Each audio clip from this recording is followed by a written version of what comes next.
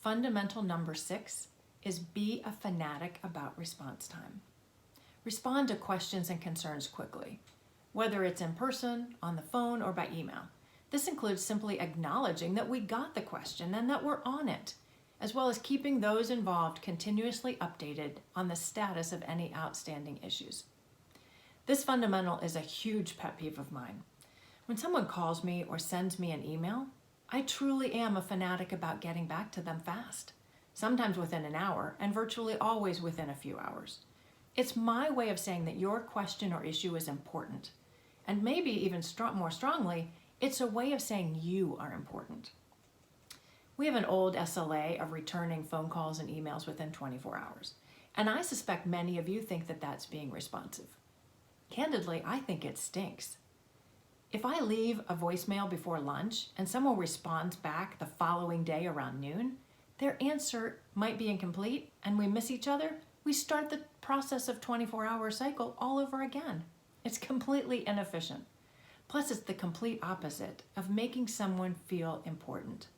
And there's nothing worse than having to call or email a second or third time because we didn't get a response timely from the first call. Talk about cluttering up an already packed email inbox. It makes it even harder to dig out. There are 3 key parts to this fundamental. The first is simply get back to people quickly. I'm not big on specifying a standard time like 1 hour or 4 hours or even 24 hours because it needs to vary based on the situation. Some items are more time sensitive than others. I know I have a longer runway with some topics and some people than others. That's why we just say, be a fanatic. Err on the side of getting back to people ridiculously fast, whatever that might mean in a situation. Again, it tells the person that they are important, that you value them, and it generally keeps things moving along. Second is acknowledge that you received the email or question.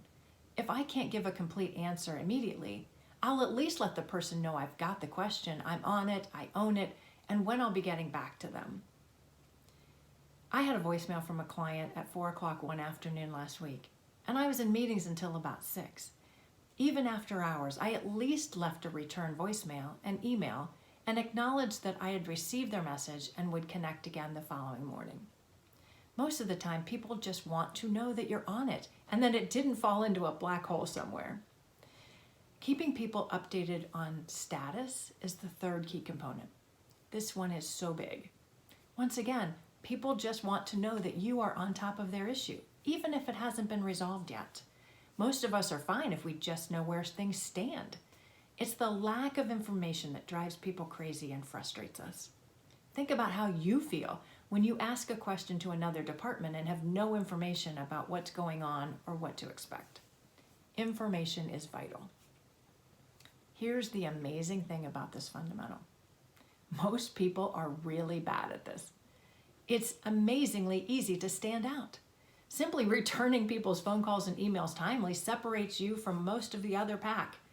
One of my biggest frustrations in business is how often I leave messages or send an email to people that simply get ignored.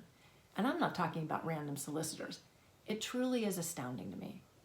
Being a fanatic about response time is an enormous opportunity to show others that you play the game at a different level. It's something I strive for as part of my personal code, and it's something we need to insist upon if we want a high-performing culture.